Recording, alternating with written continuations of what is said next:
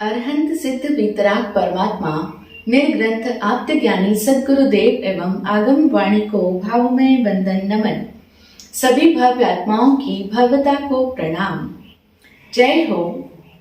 एक बार एक सज्जन जंगल के रास्ते से गुजर रहे थे।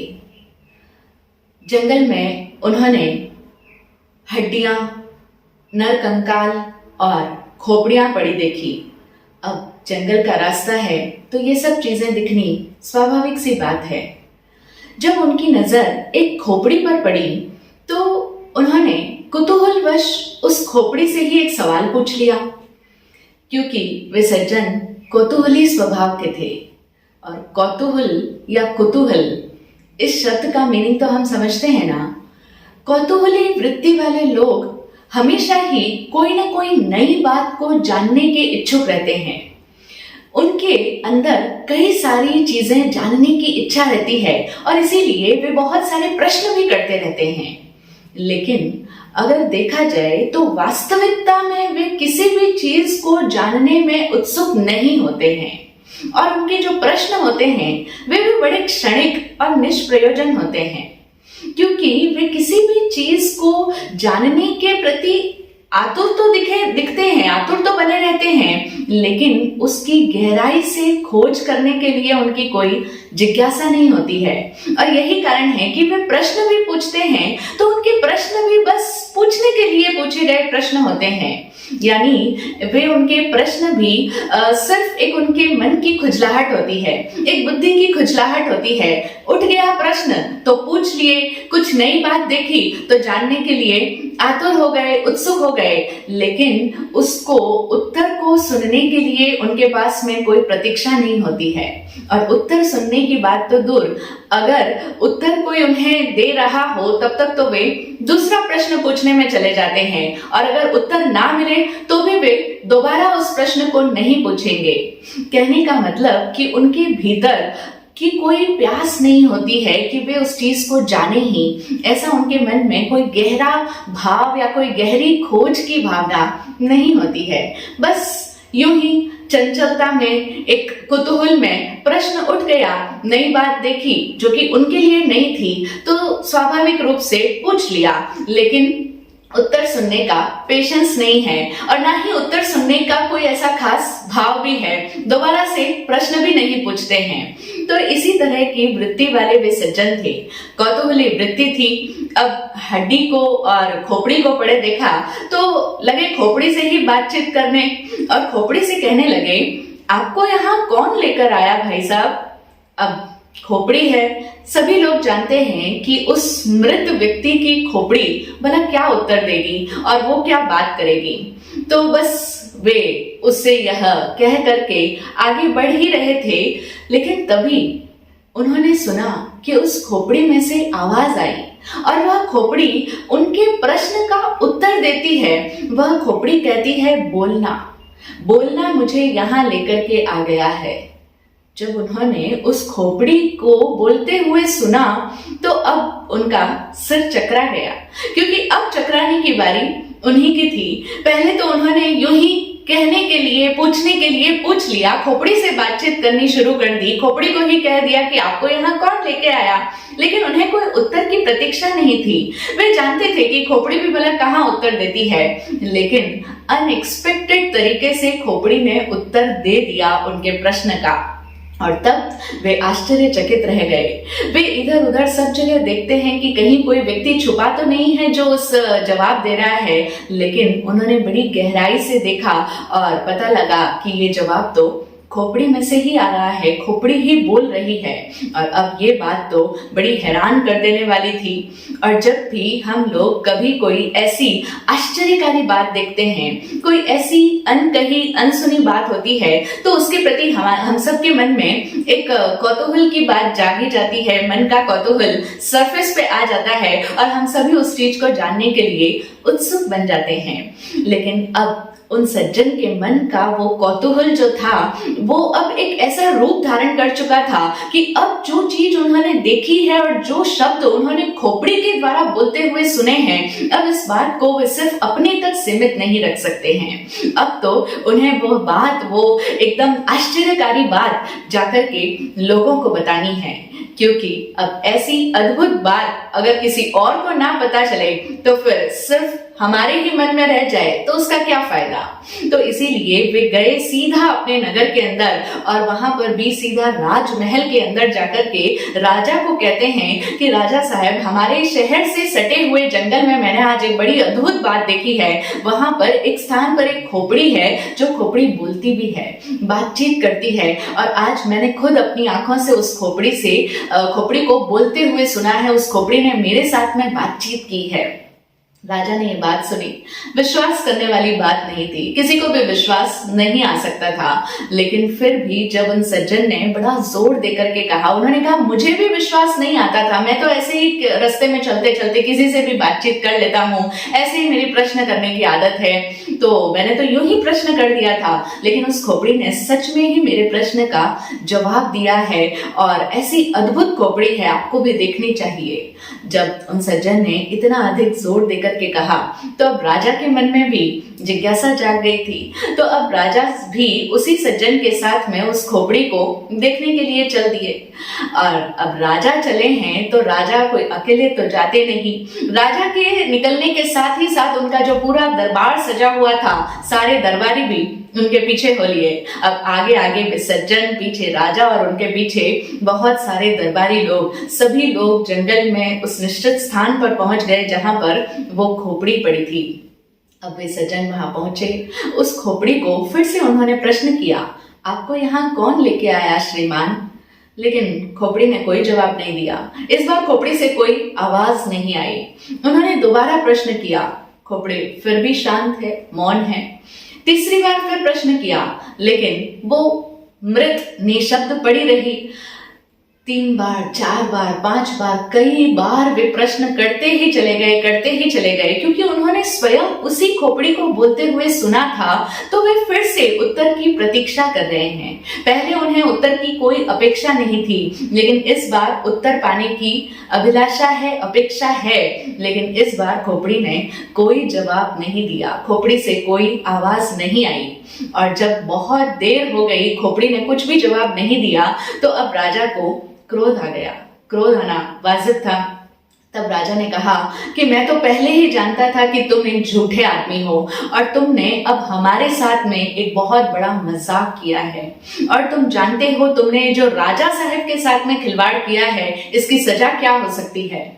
वह व्यक्ति भी शर्मिंदा है, हैरान है, परेशान भी है, क्योंकि उसने पहले सुना है खोपड़ी को बोलते हुए, अब वह खोपड़ी जवाब नहीं दे रही, तो इसमें वह भला क्या कर सकता है। लेकिन राजा तो इतने अधिक क्रोधित हो गए कि उन्होंने वहीं पर अपने सैनिकों को आदेश दिया कि चूंकि इस व्यक्ति ने हमारा अमूल्य समय नष्ट किया है, दरबार का समय व्यर्थ किया है, और इसने झूठ भी बोला है, हमारे साथ में ये जो इसने बड़ी गंदी सी मजाक की है, इसके परिणाम स्वरूप इसका सिर इसी समय काट दिया जाए, इसे प्राण दंड की सजा दी जाती है, और इसके सिर को काट करके तुम इसे भी यहीं पर फेंक दो, इसका सिर भी इसी खोपड़ी के पास में गिर जाना चाहिए। आदेश देकर के राजा तो चले गए। राजा के जाने के बाद दरबारी लोग भी चले गए और सैनिकों ने भी राजा के आदेश का पालन किया। कुछ समय पूर्व जो व्यक्ति अपने कौतूहली वृत्ति के साथ गाता मुस्कुराता हुआ, मस्ती करता हुआ उस जंगल से गुजर रहा था, कुछ ही समय के बाद अब वह भी मृत निशब्द उसी खोपड़ी के पास में उसका सिर भी पड़ा हुआ है, मर चुका है। अब जब सभी लोग वहां से चले गए और जंगल में पूरी तरह से सन्नाटा फिर से पसरा जा चुका है, तब वह जो पहले वाली खोपड़ी थी अब फिर से बोलना प्रारंभ करती है। और अब वह खोपड़ी इन सज्जन की खोपड़ी से पूछती है, आपको यहाँ कौन लेकर के आया है जनाब? और तब उन सज्जन की खोपड़ी भी जवाब देती है, वह बोलती है, बोलने के कारण ही मैं यहाँ पर आपके पास में पहुंच गया हूं जनाब।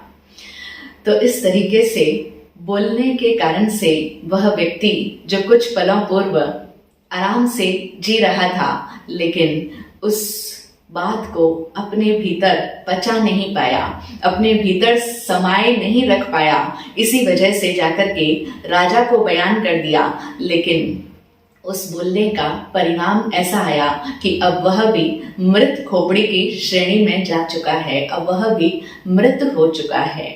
और आज जो हम लोगों की दशा है, हम लोगों की भी जो स्थिति है, वो भी इसी कारण से है।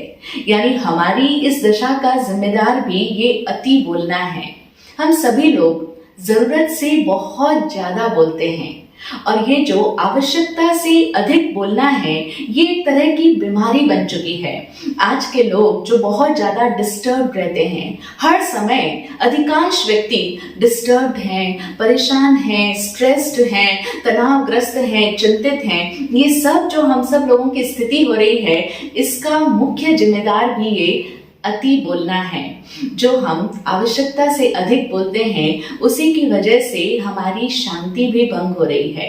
हमारा ये जो सतत बकबक करता हुआ मन है, कॉन्स्टेंटली बोलता हुआ जो मन है, निरंतर इसके भीतर बक बक बक बक चलती ही चली जाती है, ये मन हमारे को शांत नहीं रहने देता है। इसी कारण से हमारे चित्त का चैन, हमारे मन की शांति भंग हो जाती है। और यही कारण है कि आज व्यक्ति शांति की, सुकून की तलाश में रहता है, लेकिन ये नहीं जान पाता कि इस अशांति का जिम्मेदार मैं स्वयं हूँ। मेरा आवश्यकता से अधिक बोलना, अति बोलना, यही मेरी मानसिक शांति को, मेरे मेंटल पीस को डिस्टर्ब कर देता है। सचमुच ये बोलना हमारे लिए बहुत बड़ी समस्या है। और अगर हम धर्म की भाषा में अगर समझें, तो समण भगवान महावीर ने इस अनावश्यक बोलने को, इस व्यर्थ के प्रलाप को मृषावाद नाम का दूसरा बड़ा पाप बताया है। 18 पाप स्थानों में ये एक दूसरा पाप का स्थान है, जहां पर व्यक्ति मृषावाद करता है। 2 शब्द है, मृषा और वाद। वाद का मतलब होता है बोलना, कहना, और मृषा का मतलब होता है अनावश्यक बोलना, निरर्थक बोलना, मीनिंगलेस टॉक करना। ये जितना भी हम व्यर्थ का, निष्प्रयोजन या फिर आवश्यकता से अधिक बोलते हैं, ये सारा वाद, ये सारा वचन मृषावाद की श्रेणी में आता है। जनरली हम लोग मृषावाद को झूठ बोलने के अर्थों में समझते हैं, लेकिन झूठ बोलना इसका सिर्फ एक अंश है, एक छोटा सा हिस्सा है। मृषावाद शब्द अपने आप में बहुत व्यापक है, बड़ा गहरा है और बहुत ज्यादा विस्तृत अर्थ रखता है। मृषावाद में सिर्फ झूठ बोलना ही सम्मिलित नहीं होता, बल्कि हम जो भी अनावश्यक बोल रहे हैं, चाहे वो हम कहें कि जैसा हमने देखा वैसा ही तो हम कह रहे हैं, हम इसमें कुछ भी असत्य भाषण नहीं कर रहे हैं, जैसा कि उन सज्जन ने भी जैसा देखा था वैसा ही कहा था, लेकिन इसके बावजूद उनका वह कहना मृषावाद था, जिसकी सजा उन्होंने पाई थी। तो इसी तरीके से हमें लगता है कि हम जो देखा वही कहा, जो सुना वही कहा, लेकिन अगर वह जरूरत नहीं थी कहने की और हमने उसे कह दिया है, तो वह सब कुछ मृषावाद ही कहलाएगा। और अगर हम अपना निरीक्षण करें, तो हमें पता लगेगा कि हम लोग दिन भर में जितना भी बोलते हैं, वो उसमें से लगभग 80 या 90% हमारा बोलना अनावश्यक ही होता है। अगर हम वो नहीं बोलते तो भी हमारा काम आराम से चल सकता था। आवश्यक बातें तो बहुत थोड़ी होती है, लेकिन अनावश्यक बातें हम कितनी अधिक करते हैं। तो इसी कारण से हम भगवान के द्वारा दिए गए इस मृषावाद को समझें, जिसको उन्होंने दूसरा व्रत भी बताया है। चाहे वो साधु हो, चाहे वो गृहस्थ समणोपासक हो, समण समणी हो अथवा सावक और साविका हो, उन सभी के लिए दूसरा व्रत है जो ये हमें ये समझाता है कि एक साधक को इस मृषावाद में रमण नहीं करना चाहिए। यानी अनावश्यक जितना भी वो बोलता है, उससे उसको बचना चाहिए। अनावश्यक व्यर्थ के वचन में उसको अपने मन को लगाना ही नहीं है, उसमें रमण ही नहीं करना है। और इसीलिए हम देखें, हम इसे जनरली कह देते हैं कि दूसरा व्रत है कि साधु सदैव सत्य बोले, या हमारा दूसरा व्रत है कि हम झूठ नहीं बोले। सिर्फ इतना ही नहीं है।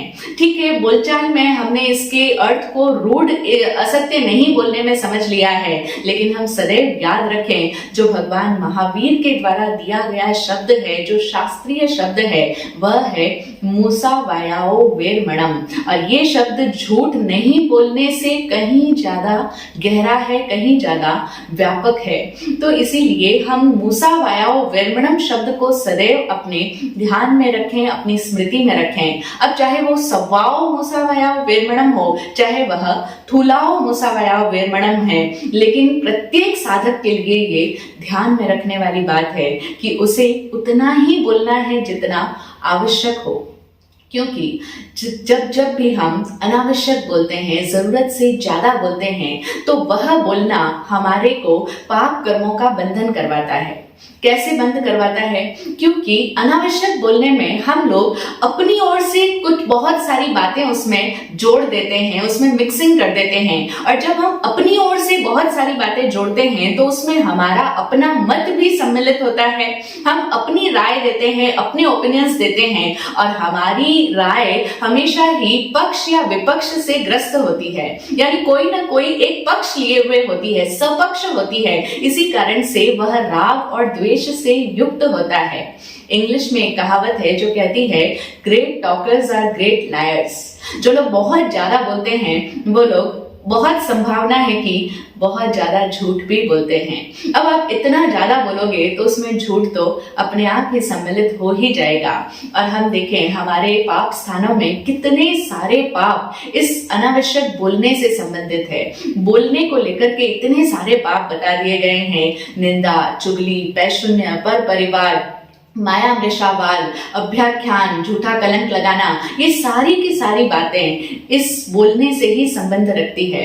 और जब भी एक व्यक्ति ज्यादा बोलेगा तो निश्चित तौर पे उसकी बातों में किसी न किसी की निंदा, चुगली, आदतन बड़बड़ करना, या किसी की चापलूसी करना, या क्रोध के अंदर आवेग में बोलना, या अपने घमंड में आकर के बहुत ज्यादा अपने आप को अतिशय बताना, एग्जैजरेशन करना, ये सब चीजें सम्मिलित हो जाएगी। इसीलिए ये सारे पापों से अगर हमें बचना है तो हमें अपने मृषावाद पर रोक लगानी होगी, इससे विरमण करना होगा। लेकिन अभी की हमारी जो स्थिति है, जो हम आवश्यकता से अधिक बोलते हैं और उसके कारण से हम ये निंदा, चुगली, पैशून्य, कलह, अभ्याख्यान, ये सब पाप स्थानों का लगातार सेवन करते चले जा रहे हैं। ये स्थिति कुछ इस तरह की है कि जैसे एक महिला ने अपने किसी पड़ोसी के घर की कोई बातचीत सुनी और उसे लगा कि ये तो बहुत अजीब सी बातें हैं, ऐसी विचित्र बातें हैं, तो वह तुरंत अपना सारा काम छोड़ करके तीसरे पड़ोसी के पास में गई और वहां जाकर के उस महिला को अपनी उस पड़ोसी जिसकी उसने बातें सुनी थी उसका सारा हाल बताने लगी, उसके बारे में सारी बातें करने लगी। और बहुत सारी बातें उसने अपनी उस पड़ोसी महिला को बताई। वो उसकी सखी थी, सहेली थी। उससे बड़ी देर तक काफी लंबी चौड़ी बातें करने के पश्चात जब वो रुकी तो जो महिला सुन रही थी, जिसे वो सुनाने आई थी ये सब बातें, उसने कहा, हाँ मैं तो पहले ही जानती थी, ऐसा है वैसा है, उनके घर में ऐसा ही चलता है, बहुत तरह की बातें होती है। आप सब लोग इन बातों से अनजान नहीं है, बहुत अच्छी तरह से जानते हैं, स्वयं भी अनुभवी हैं। तो उस महिला ने भी कहा कि हाँ चलो और बताओ, और क्या हालचाल है, और कोई नई पुरानी खबर सुनाओ। तब उस महिला ने कहा कि देखो बहन, जितना मैंने सुना था उससे 5 गुना अधिक तो मैं तुम्हें पहले ही बता चुकी हूँ। अब और भला सुनाने को मेरे पास में क्या रह गया है? यानी अब मेरा पूरा स्टॉक समाप्त हो गया है बातें करने का, क्योंकि मैं ऑलरेडी इतना ज्यादा बता चुकी हूँ। कहने का मतलब उसने जितना सुना था, जितना देखा था, वह तो थोड़ा था, लेकिन जब भी हम उस बात को आगे पास ऑन करते हैं तो उसमें हम अपनी ओर से कितनी सारी बातें मिक्स कर देते हैं, अपनी ओर से अपनी राय व्यक्त करते हैं, हमारे अपने मत होते हैं, हमारे अपने कुछ न कुछ सोच उनके बारे में होती है, जो कि ऑब्वियसली सपक्ष ही होती है। या तो हम उसे अच्छा समझ रहे होते हैं या हम उसे गलत या बुरा या कुछ इस तरीके से अलग अनोखा समझ रहे होते हैं। तो इस तरीके से हमारी पक्षपात भरी, राग द्वेष भरी चीजों को हम उसमें ऐड करते हैं और फिर उसे बढ़ा चढ़ा करके, मिर्च मसाले लगा लगा करके सामने वाले व्यक्ति को परोसते हैं, उसे सुनाते हैं। तभी तो उसे भी मजा आता है, और बुराई करने में और सुनने में भला किसे मजा नहीं आता है। हम सब के अहंकार का यही रस है, हमारे अहंकार को इसी में रस मिलता है जब हम दूसरों की बुराइयों को सुनते हैं। चाहे उसके भीतर की कैसी भी स्थिति रही हो, उसने वह कार्य किया हो या ना किया हो, लेकिन हम अपनी सोच के मुताबिक उसको गलत देखते हैं, गलत समझते हैं और फिर उसे आगे जाकर के बढ़ा चढ़ा करके लोगों के सामने प्रस्तुत करते हैं। तो इस तरीके से ये सारा का सारा अनावश्यक बोलना हमें कई तरह के पापों में ले जाता है, कई प्रकार से हमारा कर्म बंद करवाता है। इसीलिए हमें इस बात को समझना होगा कि हम अति ना बोलें। एक कहावत भी आती है हमारे यहाँ पर, जहाँ ये कहा जाता है कि अति का भला न बोलना, अति की भली न चुप। यानी कोई भी चीज अगर अति हो जाएगी तो वो हमेशा नुकसानदायक ही होगी। अब वो नुकसान हमारे अपने पारिवारिक सामाजिक जीवन के लिए भी हो सकता है और आध्यात्मिक जीवन के लिए तो है ही, जिसे हम समझ रहे हैं कि भगवान महावीर ने क्यों इस वाद के ऊपर इतना अधिक जोर दिया कि एक व्यक्ति मृषावाद में रमण ना करे, अन्यथा वो कितने सारे पापों की श्रृंखला अपने लिए निर्मित कर लेगा। पुराने जमाने में टेलीग्राफिक मैसेज होते थे, आज की तरह व्हाट्सएप या इतने कॉल्स नहीं होते थे जहां पर हम इतनी लंबी चौड़ी डिटेल्स में बातें ही करते चले जाएं। आज लोग घंटों घंटों मोबाइल पर एक दूसरे से बतियाते रहते हैं, बातें करते रहते हैं, लेकिन उस समय में अगर कोई बहुत ही जरूरी संदेश देना होता था तो बहुत ही कम शब्दों में मैसेज देना होता था, क्योंकि प्रत्येक शब्द पर उसका भुगतान करना पड़ता था। तो इसीलिए जिस तरीके से वो बहुत ही लिमिटेड शब्दों में अपनी बात को कम्युनिकेट करना होता था, ठीक इसी तरीके से एक साधक को भी ये चीज अपने अंदर सावधानी रखनी होती है कि वह जब भी बोले तो आवश्यकता हो तो ही बोले, यानी सिर्फ आवश्यक शब्दों का उच्चारण ही उसकी वाणी के द्वारा हो। ये सावधानी, ये स्मृति उसके भीतर सदैव बनी रहनी चाहिए। आत्मज्ञानी पूज्य श्री विराट गुरुदेव ने तो सभी साधकों को इस तरह की साधना भी करवाई कि जहां पर वे बताते थे कि हमें अपने शब्दों की भी मर्यादा करनी है, यानी एक लिमिट सेट कर लो कि आज के दिन में हमें कुछ निश्चित इतने शब्दों का ही प्रयोग करना है, और वो भी तभी जब भी बोलना बहुत ज्यादा आवश्यक हो। बोले बगैर अगर काम नहीं चलता हो तो ही एक साधक को बोलना चाहिए, अन्यथा उसे बोलना ही नहीं है, अनावश्यक में रमण करना ही नहीं है। जिस तरह से हम लोग खाने पीने के लिए द्रव्यों की मर्यादा करते हैं कि इतने द्रव्यों का ही आज मैं सेवन करूंगा, उसी तरीके से पूज्य गुरुदेव श्री हमें शब्दों की मर्यादा भी करवाना सिखाते थे कि शब्दों की भी मर्यादा करो। और मुनि वही कहलाता है जो मौन रहता है। मुनि शब्द मौन से ही बना है, तो मुनि को तो अधिकांशतया मौन में ही रहना चाहिए। अगर एक साधक मात्र आवश्यकता हित ही अपनी वाणी का प्रयोग करता है तो भी वह मौन में ही कहा जाएगा, वह मुनि ही होगा। तो इसीलिए हमें इस बात को समझना होगा। और हम देखें कि हम लोग जो अपनी इस वाणी के अनावश्यक प्रयोग से अपने आप को रोक नहीं पाते हैं, हमेशा बेहोशी में ही बोलते चले जाते हैं, पता ही नहीं, ख्याल ही नहीं लग पाता कि हमने कितना ज्यादा बोल दिया है। और जब इतना ज्यादा बोला है तो उसमें बहुत सारे पाप दोषों का सेवन भी हमसे हुआ है, क्योंकि कहीं किसी की बुराई होगी, कहीं कोई निंदा होगी, कहीं कोई चुगली होगी, कहीं कोई पीठ पीछे बातें होगी। तो ये सब कुछ हमारे द्वारा बेहोशी में होता है। और अगर एक व्यक्ति को सजगता रखनी है, यानी अपने आप में आना है, अगर वह सच में ही धर्ममय जीवन जीना चाहता है, तो उसे अपने भीतर ये जागृति रखनी होगी कि मैं उतना ही बोलूं जितना मेरे लिए आवश्यक है। क्योंकि धर्ममय जीवन की एक ही पहचान है कि हम हर समय जागृत बने रहें, हर समय हमारे भीतर ये जागृति रहे कि मैं कहीं कुछ भी अनावश्यक तो नहीं कर रहा हूं, कहीं मेरे भीतर अनावश्यक शब्दों का शोरगुल तो नहीं चल रहा है। और सचमुच हम सबके भीतर इतना अधिक शब्दों का कोलाहल है, हम सभी निरंतर इतने ज्यादा शब्दों से भरे हुए हैं कि हर समय हमारे भीतर शब्द ही शब्द है। और यही कारण है कि हम चुप नहीं रह पाते हैं। कई लोग हमसे कहते हैं कि पता नहीं कैसे आप लोग इतना मौन रख पाते हो, मौन की साधना करना बड़ा कठिन है।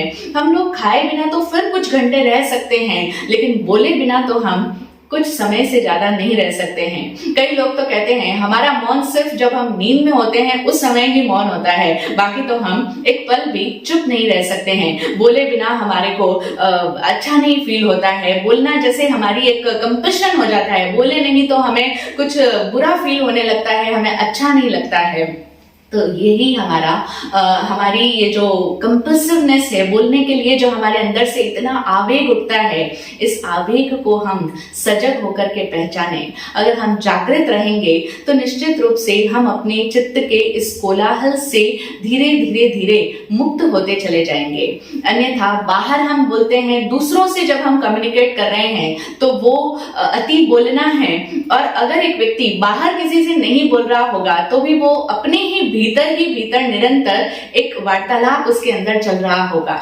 जो हम सोचना जिसे कहते हैं, जो हमारे भीतर ये निरंतर विचार चल रहे हैं, ये विचार भी तो एक तरह का वार्तालाप ही है, एक तरह के शब्द ही हैं, निरंतर शब्द ही चल रहे हैं। ठीक है, आप बाहर बोल रहे हैं तो वो किसी के साथ बोलना कहला रहा है, और जो हम भीतर ही भीतर अपने आप के साथ बातचीत किए जा रहे हैं, वो इनर कन्वर्सेशन, वो विचार जो है वो भी एक तरह का वार्तालाप ही है, वो भी शब्द ही है। तो हम निरंतर शब्दों से आकुल व्याकुल हुआ हमारा चित्त कभी भी अपने आप के भीतर नहीं पहुंच पाता है, और हम अगर अपने आप में नहीं जाते तो हम अपने आप से मुलाकात कभी भी नहीं कर पाएंगे, अपने भीतर छिपे उस आत्म संगीत को नहीं पहचान पाएंगे, जिसे प्रभु महावीर ने वाद्य कहा है, जो हमारी आत्मा का नाद है, सहज स्वभाव है, संगीत है। उस स्वभाव को हम कभी भी अनुभूत नहीं कर पाएंगे।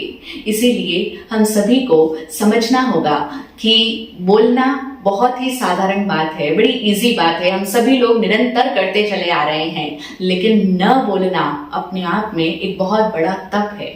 बोलना तप नहीं है, न बोलना तप है।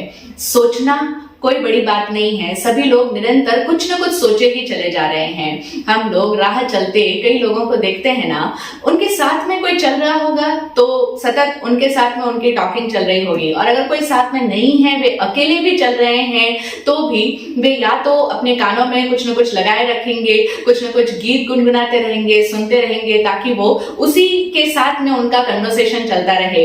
या फिर अगर कोई दूसरी डिवाइस नहीं है, कोई दूसरा साधन उनके साथ नहीं है, तो उनके मन के अंदर सतत विचार चलते रहते हैं, और वैसे ही एक्सप्रेशंस भी उनके बॉडी पर आते रहते हैं, यानी अपने भीतर में निरंतर बातचीत ही किए जा रहे हैं। तो इस तरीके से ये जो हमारे भीतर निरंतर ये जो शब्द है, ये जो सोच है, ये जो विचार है, ये सब हमारे लिए स्वभाव नहीं है, हमारा विभाव है। तो हम न बोलने को भगवान महावीर ने तब कहा है, न सोचने को तब कहा है, और इसी तरीके से न करने को भी तब कहा है। हम देखें, हम सब लोगों की आदत होती है कुछ न कुछ करते रहने की, और फिर कई लोगों की तो कुछ ज्यादा ही आदत होती है, यानी वे कुछ भी किए बगैर नहीं रह सकते। उनकी पर्सनालिटी का टाइप एक्टिव टाइप की पर्सनालिटी होती है, यानी वे इतने ज्यादा एक्टिव रहते हैं कि उन्हें हर समय कुछ न कुछ करने को चाहिए। हमें लगता है कि कई लोग बड़े आलसी होते हैं, वे तो कुछ नहीं करना पसंद करते हैं, लेकिन ऐसा नहीं है। वो कुछ नहीं करना, उनका हो सकता है कुछ पर्टिकुलर काम को न करना वे पसंद करते हो, वे आराम करना पसंद करते हो, लेकिन विश्राम में भी वे सचमुच का विश्राम नहीं कर रहे होते, यानी वो उनका रेस्ट सही रेस्ट नहीं होता। वहां पर भी वो या तो कुछ न कुछ सुन रहे होंगे, या कुछ न कुछ देख रहे होंगे, कुछ न कुछ मूवीज या म्यूजिक, या किसी न किसी के साथ चैटिंग, मतलब हमेशा कहीं ना कहीं और इन्वॉल्व होंगे। ठीक है, वो कुछ शारीरिक रूप से कुछ मेहनत या कुछ कार्य नहीं करना चाहते हैं, शारीरिक रूप से एक्टिव नहीं है, लेकिन मेंटली उनके भीतर निरंतर शब्दों का कोलाहल तो जारी ही है। तो इसीलिए ये जो हमारे भीतर, हम सबके भीतर आदत है कुछ न कुछ करने की आदत। हम देखते हैं कि जब भी आप कहीं ट्रैवलिंग में हो तो बहुत लोग ऐसे आपको नजर आएंगे कि जो लगातार या तो अपने सहयात्री से वार्तालाप कर रहे होंगे, बातचीत कर रहे होंगे, कोई भी विषय उन्हें दे दो, वे बस बातचीत करते रहेंगे। और अगर सहयात्री जरा कम बोलने वाला है, वो अपने आप में रहना पसंद करता है और उनका कोई भी साथ में ऐसा नहीं है जिससे वे बातचीत कर सके, तो वे अपने ही सामान को अनपैक करेंगे, उसमें से चीजें लेंगे, रखेंगे, फिर से पैक करेंगे, या फिर न्यूज़पेपर उठा के पढ़ेंगे, कोई बुक पढ़ेंगे, फोन को देखते चले जाएंगे, या फिर घूमते चले जाएंगे, देखते रहेंगे कि कहीं कोई दिख जाए तो उसके साथ वार्तालाप करने लग जाएं। तो इस तरीके से लोग चुप नहीं बैठ सकते हैं, कुछ किए बगैर रहना हमें समझ ही नहीं आता है। हमारी स्थिति ऐसी हो जाती है उस जिन्न की तरह कि जिसे अगर कुछ भी करने को न दिया जाए तो वो स्वयं अपने मालिक के ऊपर ही हावी हो जाएगा। इसी तरीके से हमारा माइंड भी है उस जिन्न की तरह कि जिसे अगर कुछ करने को नहीं दिया जाए तो वह हम पर इतना अधिक हावी हो जाता है कि हम उस चीज को बर्दाश्त नहीं कर पाते। इसीलिए हमेशा अपने से बाहर कहीं ना कहीं या तो बतियाते रहेंगे, या फिर कुछ ना कुछ सोचते चले जाएंगे, या फिर किसी न किसी काम में अपने आप को एंगेज रखेंगे, अपने आप को इन्वॉल्व करके रखेंगे। लेकिन भगवान महावीर की वाणी को हम समझें, उन्होंने न बोलने को, न सोचने को और न करने को धर्म बताया है, और ये एक सबसे बड़ी तपस्या है। तपस्या से हम लोग साधारणतया ये मीनिंग लेते हैं कि भोजन का त्याग करना तपस्या है, और यहाँ पर भी हम देखें, यहाँ पर भी भोजन करना तप नहीं है, भोजन न करना तप है। इसीलिए जो न करना है वह अपने आप में तप है और वही धर्म है। तो भोजन करना तो बड़ी साधारण सी बात है, हम सभी लोग निरंतर आहार की इच्छा हमारे अंदर बनी रहती है, और इसी को आहार संज्ञा कहते हैं। ये आहार संज्ञा हम सबके भीतर पाई जाती है, प्रत्येक जीवात्मा के भीतर होती है। किन्हीं किन्हीं जीवों में तो इतनी अधिक होती है कि वे जहां भी बैठते हैं, जिनसे भी बातें करते हैं, आहार की ही बातें करते हैं। उनकी चर्चा का प्रमुख टॉपिक होता है भोजन। तो वे यही बोलते रहेंगे कि उस जगह की ये चीज बड़ी फेमस है, इस जगह की ये चीज बड़ी फेमस है, ये मिठाई वहां से लानी चाहिए, ये नमकीन वहां से खरीदना चाहिए, और सर्दी के मौसम में अभी ये वाली मिठाइयां खानी चाहिए, गर्मी में ये वाली मिठाइयों का सीजन होता है। इस तरीके से उनकी अधिकांश बातें आहार के ही इर्द गिर्द घूमती चली जाती है, यानी उनके भीतर की आहार संज्ञा इतनी अधिक प्रबल होती है। हम सब लोगों की भी है, लेकिन हम समझें, आहार करने को तप नहीं बताया। जो तपस्या के विविध प्रकार है उनमें हम क्या देखते हैं? भोजन नहीं करना अनशन तप है, भूख से कम खाना उनोदरी तप है, जो हमें टेस्टी टेस्टी स्वादिष्ट सुस्वादु व्यंजन चाहिए, हमारी जीभ को अच्छा अच्छा टेस्ट चाहिए, उन रसों का त्याग करना रस परित्याग नाम का तप है। तो इस तरीके से ये तप वही है कि जहां पर हमें भोजन नहीं करना होता है, या कम करना होता है, या अपने रस को छोड़ना होता है। तो भोजन करना नहीं बल्कि न करना तप है। जिस तरीके से न बोलना अपने आप में वचन गुप्ती है, वचन गुप्ती का धर्म है, वचन गुप्ती की साधना है, और नहीं सोचना मन गुप्ती की साधना है, नहीं करना काय गुप्ती की साधना है। इसी तरीके से भोजन नहीं करना ये तपस्या है और ये तप की साधना है। तो हम सभी प्रभु महावीर के द्वारा दिए गए इस अकर्ता भाव के रहस्य को समझें। करना सरल है। राग द्वेष युक्त एक व्यक्ति सदैव कुछ न कुछ करता ही चला जाता है, निरंतर बतियाता चला जाता है, बोलता चला जाता है, खाता चला जाता है, लेकिन ये सब करना स्वाभाविक जीवन नहीं है, तप नहीं है, धर्म नहीं है। और हम भगवान महावीर के द्वारा जो उन्होंने साधना दी है, जो उनकी वाणी में प्ररूपित जो साधना दी गई है, उसके गहरे मीनिंग को समझें, जहां पर कर्ता भाव को छोड़कर इस अकर्ता भाव में यानी ज्ञाता दृष्टा वाली स्थिति में आने को उन्होंने साधना बताया है। उस साधना को जरा सा भी समझ पाए और अपने भीतर अनुभव कर पाए कि कुछ देर तक हम अपने भीतर कुछ नहीं करने वाली शांत स्थिति में जिएंगे, जहां हम ना तो कुछ भोजन कर रहे होंगे, आहार में हमारा मन नहीं लगा होगा, साथ ही साथ हम किसी से कोई वार्तालाप भी नहीं कर रहे होंगे, और हमारे मन के विचारों को भी हम धीरे धीरे धीरे शांत करते चले जाएंगे। और तब जो हमारी स्वाभाविक स्थिति होगी, उसी का नाम है कि हम अपने आत्म संगीत में आ पाए। उसी का नाम है सामायिक की स्थिति, सामायिक का अभ्यास, जहां पर हम साधक सावध्य योगों का प्रत्याख्यान करते हैं। ये सभी योग सावध्य है। कुछ भी करना, बोलना, सोचना, खाना पीना, किसी भी चीज का सेवन करना, किसी भी चीजों में इन्वॉल्व होना, ये सब शोरगुल है। और अपने आप को इन सभी प्रकार के शोरगुल से दूर कर लेना, मात्र अपने आप के समीप आना, अपने आत्म स्वभाव में स्थित होना, इस सामायिक को हम समझ पाएं, एक पल भी अपने भीतर अनुभव कर पाएं। इसके लिए हम एक छोटा सा अभ्यास कर सकते हैं कि हम अपनी दिनचर्या का निरीक्षण करें। शाम के समय या रात्रि को सोने से पूर्व ऑब्जर्व करें अपनी दिनचर्या को कि आज के दिन में हमने कितना कुछ अनावश्यक किया है, कितना कुछ अनावश्यक बोला है, कितना अनावश्यक सोचा है जिसकी हमें जरूरत नहीं थी। नहीं भी बोलते, अगर हम घंटों फोन पर बातें नहीं करते तो वो बातें कोई जरूरी नहीं थी कि जिन्हें किए बिना काम नहीं चल सकता था। बस बोलने की आदत, कुछ न कुछ करने की आदत हमें प्रेरित कर रही थी और हमने वो सब कुछ अनावश्यक किया। तो वो जितना भी हमने अनावश्यक किया, हम उसको देखें, जाने, समझें, तब हमें समझ में आएगा कि हम कितना बेहोशी में जीवन जीते हैं। और धीरे धीरे धीरे ये जो हम अपनी दिनचर्या को ऑब्जर्व करेंगे और अपना प्रतिक्रमण करेंगे, तो ये प्रतिक्रमण हमें इस बेहोशी से, हमें इस करने की आदत से, हमें इस अति बोलने की बीमारी से मुक्त करता चला जाएगा और हम धीरे धीरे अपने स्वभाव में आते चले जाएंगे, शांत होते चले जाएंगे। ये शांति, ये आत्मनाद हम सबको उपलब्ध हो, ऐसा ही हो, यही सद्गुरुदेव से हम प्रार्थना करते हैं। जय हो, जय हो, जय हो।